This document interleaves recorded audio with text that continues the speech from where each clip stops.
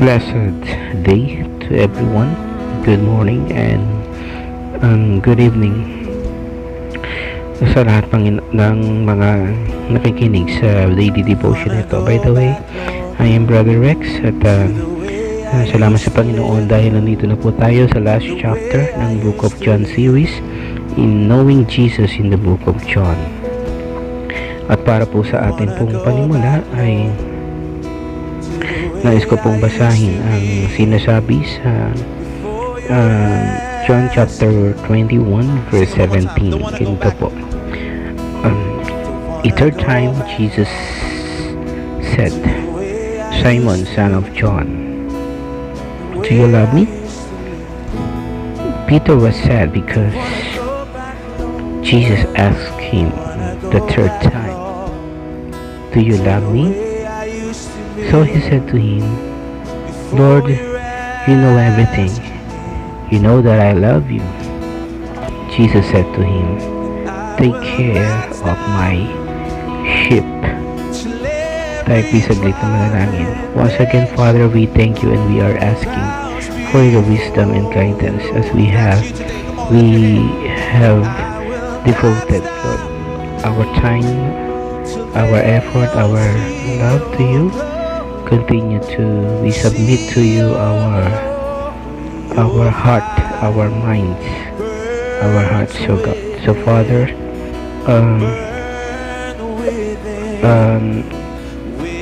continue, Lord, to give us your fresh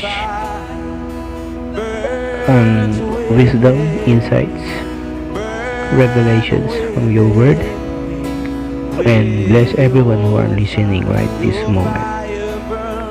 This we pray in the name of our Lord and Savior Jesus Christ. Amen and amen. So ito nga po ay sa huling chapter na po ng Book of John, no, series.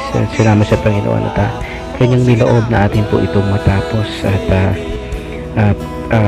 ngayon po ay talagang I can say that it's very fulfilling na despite the struggles that I am facing this month, this season, you know, lakad doon, lakad dyan, asikaso doon, asikaso dyan, knowing na iba ang situation ngayon, mas mahirap ang mga kailangan lakaran, walang transportation, although meron naman akong motorsiklo, and sometimes dalawa kami ng kuya ko na pag malalayuan ng lakad ay gamit ang kotse, pero still struggle kasi maghahabol ka ng oras dahil you know, napaka-limited lang ng time for groceries, so yung mga kailangan ayusin sa payment, bangko, mga ganyan. So naisip ko na kung ako ay yun lang ang pinoproblema, how much more yung mga talagang needy, no? Yung mga talagang mas nangangailangan. Kung tayo may pambili, yung iba walang pambili. So, sinasabi lang natin ito dahil nga patuloy na magbigay sa atin ng encouragement yung mga salita ng Panginoon na tayo po ay hindi nag-iisa at kung sa tingin natin ay napakabigat ng situation natin, marahil ay meron pang mas mabigat ng sitwasyon sa atin. Alright, so sa atin pong patuloy nga na pagsisimula ay saglit nalangin na nga pala tayo.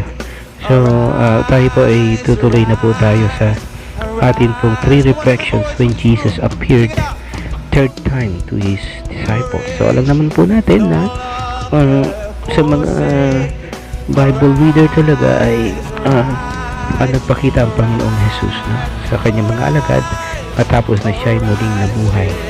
At dito nga po ang ating pong first reflection ay yung verse 17 na binasa po natin. So isang very familiar passage na kung saan ay nung nagpakita na, no?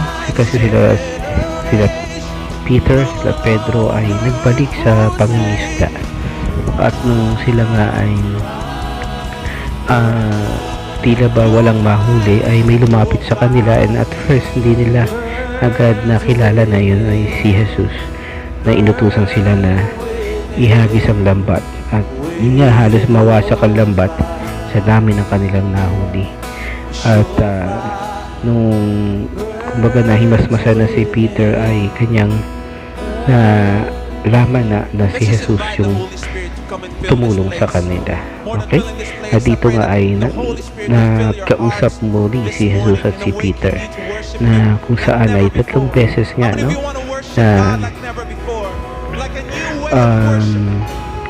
tinanong ng Panginoong Jesus si Pedro kung mahal niya ba, no? Peter, do you love me? No? Sa unang sagot nga ni Peter ay sinabi niya yes, no, I love you, no, sabi ni Peter, no. So dito nga ay at ang sagot naman sa kanya ay take care of my lamps, no, take care of my lamps, verse 15 yan, no. So yes Lord, sabi niya, he answered, no, yun ang sagot ni Peter, take care of my lamps. Okay, and then sa verse 16, sa second time naman siyang tinanong, at yes uli ang sagot ni Peter, yes Lord, he answered. And then you know that I love you, sabi niya din dyan, no? Hindi yung karugtong na sagot lagi ni Peter sa una at pangalawa, yes Lord, no, he answered, you know that I love you. Sa second time, ganun pa rin yung sagot niya. And then sa second time, ang sabi naman ni Jesus ay take care of my sheep. And then the third time nga, ganun din, no? The third time, no, do you love me? So he said to him, ang sagot na naman na dito ni Peter ay Lord, you know everything. So he said to him, Lord, you know everything, you know that I love you. And then Jesus said to him, take care of my sheep. Dito nga ay first reflection natin dito ay when you are called to serve God, He will enable you to fulfill this calling. Alright? Kung papansinin nyo, si Peter ay nagbalik na, no, sa kanilang dating trabaho o kaabalahan. Yun yung panghingisda. Subalit nandito nga ay nandun pa na nagkausap uli sila ni Jesus, at yun nga yung kanilang usapan ay patungkol nga sa kung mahal ba nila si Jesus, mahal ba ni Peter si Jesus. And when we love Jesus, no, ay hindi malayo na atin pong patuloy na ganapin, no, yung atin pong paglilingkod sa Diyos, no. At as our first reflection is when you are called, or when we are called to serve God, He will enable us to fulfill this calling with love, no? He will enable us to fulfill this calling with love. Alright?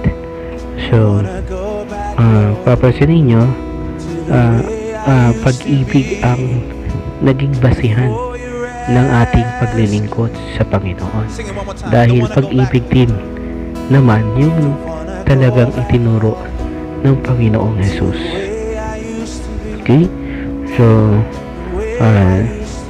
dito nga ay mapapansin din natin dito, no, na sinabi na yun sa third time, no, alam mo ang lahat ng bagay, sabi ni Pedro, no?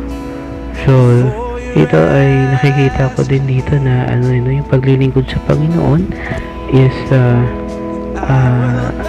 more than saying we love Jesus, but it is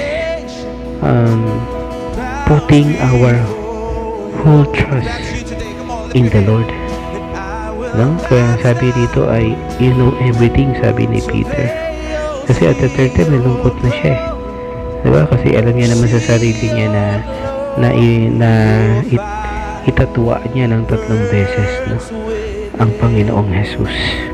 At kaya dito masasabi rin natin it is a question of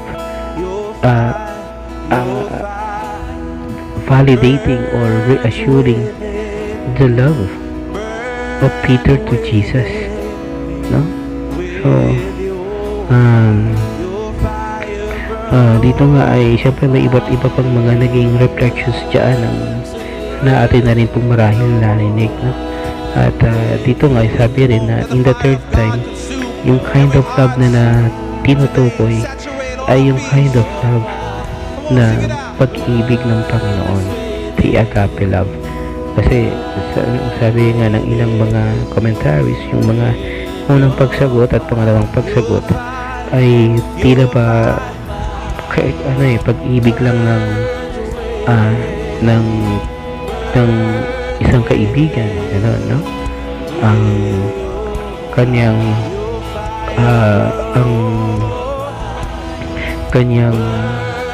ang nakita ng Panginoon kay Jesus sa mga unang pagsagot, no? So basta yung una at pangalawa sinasabi ay hindi pa talaga pag-ibig na nanggagaling na katulad ng pag-ibig ng Diyos, no? Kaya dito when we really put everything to God, no? When we really trust God in everything, no? Dito masasabi natin na ang ating pag-ibig ay tunay nga na pag-ibig na nanggagaling sa Panginoon. When we learn to put everything to God, when we learn to trust everything to God. Alright? So, ito nga sa ating pong reflections, no? When we are called to serve God, He will enable us to fulfill this calling, no? With love. Alright? And then number 2 is so verse 20 sa verse 19 po tayo, no? Sa verse 19 ay sabi po dyan, in saying this, Jesus was indicating the way in which Peter would die and bring glory to God. Then Jesus said to him, follow me. Alright, so dito ay ang ating pong second reflection, no? So after na pag-uusap ni Peter at ni Jesus tungkol sa validation of love, no? Ay sinabi dito na kung paano si Peter ay mamamatay, at yung pagkamatay ni Peter ay ito ay para sa papurihan ng Diyos. So our second reflection is even in death it should be for God's glory, no? So talagang ang death ay isa sa masasabi nating traumatic experience na pwedeng maranasan ng isang tao, hindi lang yung mismong nawala kundi yung mga mahal sa buhay na naiwanan, kasi it's a separation, and of course ay matagalang separation yan, no? Muli na lang nating makakasama yung ating mahal sa buhay na nauna na, ay kung tayo nanalig kay Jesus ay magkikita-kita tayo sa langit. no? Kasama yung ating mga pamilya na nanalig din sa Panginoon. So, dito nga ay sa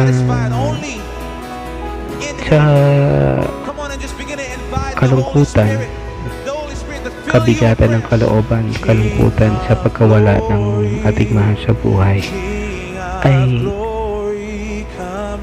magbibigay sa atin ng kalakasan kung ang atin pong patuloy na hihingin ng tulong sa Diyos na maunawaan na ang pagkawala ng ating mahal sa buhay o ng sino man ay nangyari at ang layunin at ang ating pong pagsusuko ng kalooban natin sa pangyayaring iyon ay para magbigay ng papuri sa Panginoon. Yan po ay isang malaking tulong upang patuloy tayong maging matatag sakali mang dumating tayo sa mga ganong sitwasyon ng buhay po natin. Ang sabi nga dyan, no, in which Peter would die and bring glory to God. No? So, diba, sabi nga sa history, si Peter daw ay namatay sa pamagitan ng pagpako sa krus. At sa kanyang pagkapako ay hiniling niya na pabaliktad sapagkat alam niya sa sarili niya na hindi siya karapat-dapat na mapako na katulad ng pagkapako sa Panginoong Hesus. Kaya ginawang pabaliktad yung pagkapako sa kanya. And dito nga ay kung ano man exactly yung sinasabi ritong Peter would die and bring glory to God, no? I think that's one thing na sinasabi dito na nagbigay ng kapurihan sa Panginoon, yung pagkamatay ni Peter. Maalala ko minsan sa isang post ng isang sikat na aktor na namatayan ng anak, during the wake ay nandoon sila na masayang sumasayaw ng papuri sa Panginoon. So nung napanood ko yun, na-amaze ako na nawala na nga ng mahal sa buhay, subalit ang kanilang response ay yung pagbabalik pa rin ng papuri sa Panginoon.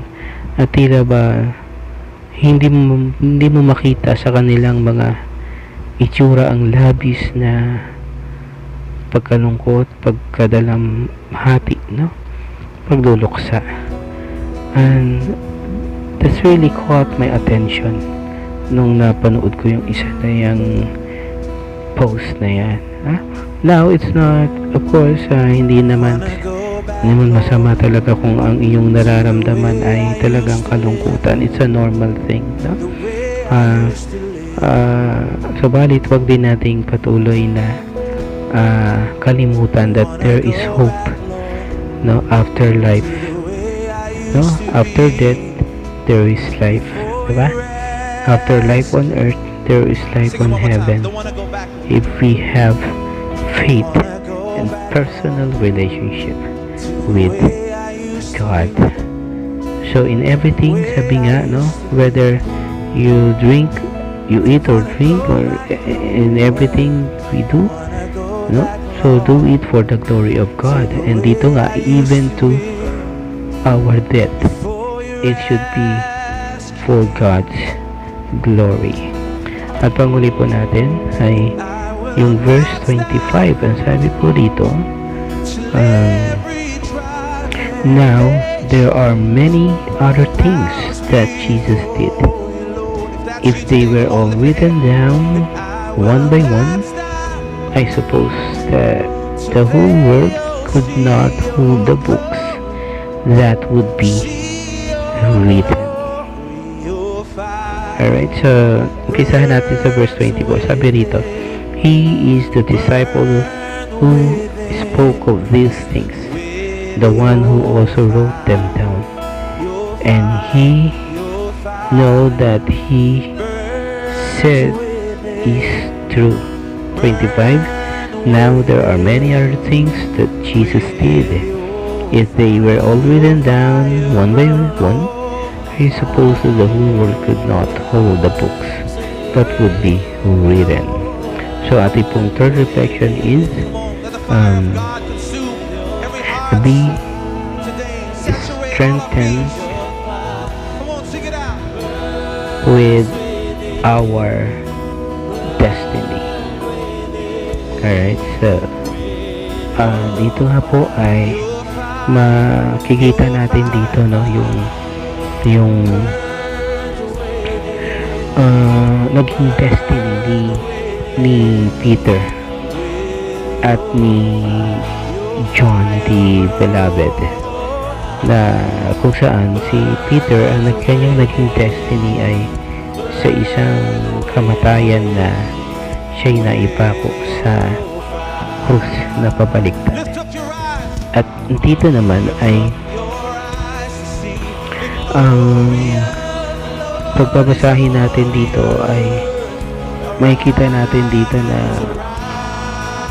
si John the Beloved, no, ay pag binasa natin yung mula verse 20, sabi niyan, kasi nga dito ay after na sabihin ni Jesus kung paano yung magiging kamatayan ni Peter, sa verse 20 ang nakalagay ay Peter turned around, or Peter turned round and saw behind him that other disciple whom Jesus loved.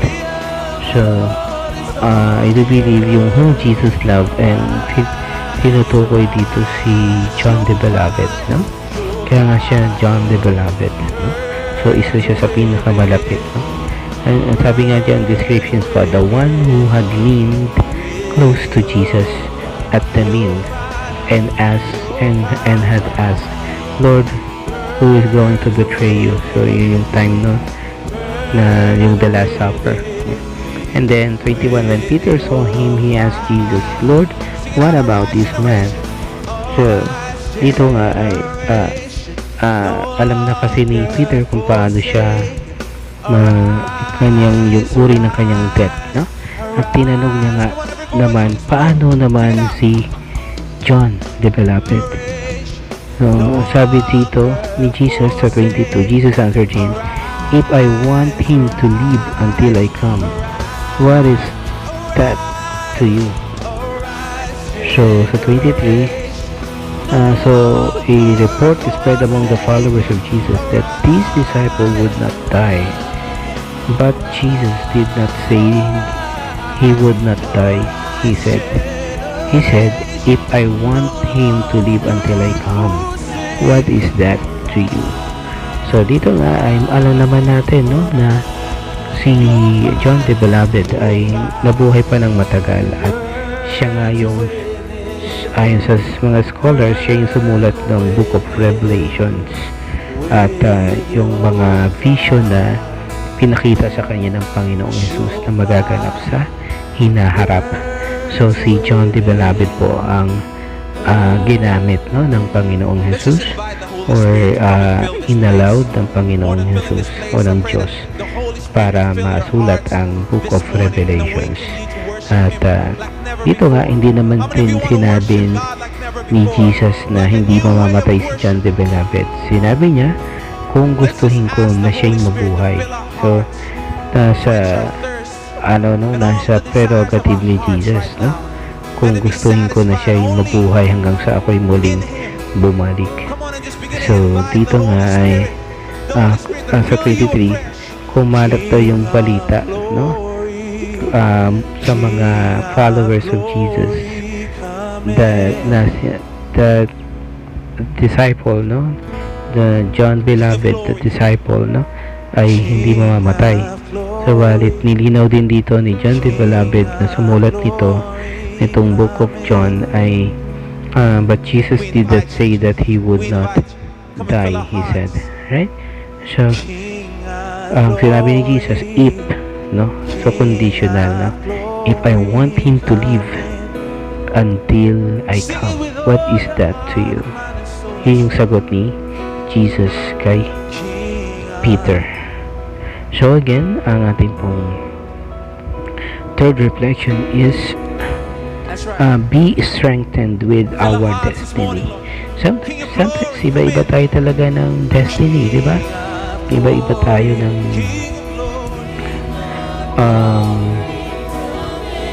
mga pangyayari, no? Maaaring mangyari sa ating pong buhay. Ang mahalaga po rito ay yung ating pong acceptance, no? Kasi in the first place, wala man tayong magagawa kung nangyari na, diba? So hindi makakatulong kung patuloy tayo hindi makakapag move on sa tapos na, diba? So dito ay maraming maitutulong sa atin po kung tayo ay marunong ng tumanggap or yumakap ng ating pong destiny, whether sa tingin natin ay unpleasant or hindi natin gusto. But if we see it in God's view, ay madali po nating itong maunawaan or makakatulong sa atin upang ito'y maunawaan.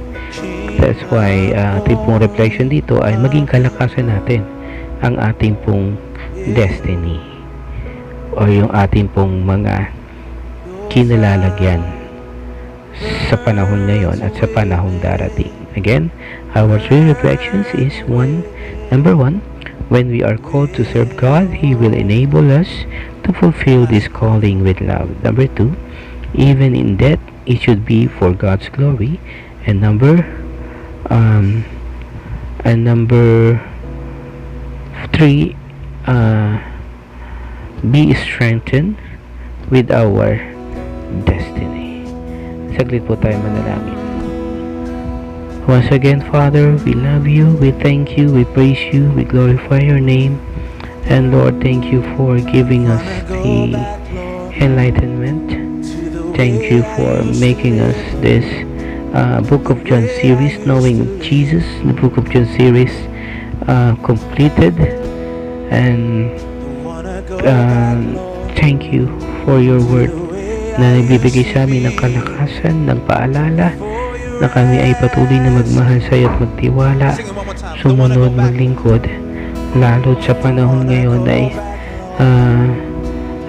ang panahon ay hindi pa atras, at masasabi po namin na patuloy nga na sa bawat pag-iral ng panahon ng mga taon, sa bawat pag-advance ng mga taon at pangyayari, technology, ay hindi po namin mapipigilan ang iyong nalalapit na pagbabalik upang iyo pong kunin ang iyong mga iniibig at umiibig sa iyo, ang iyong mabawat mananampalataya sa iyo bilang Panginoon at tagapagligtas.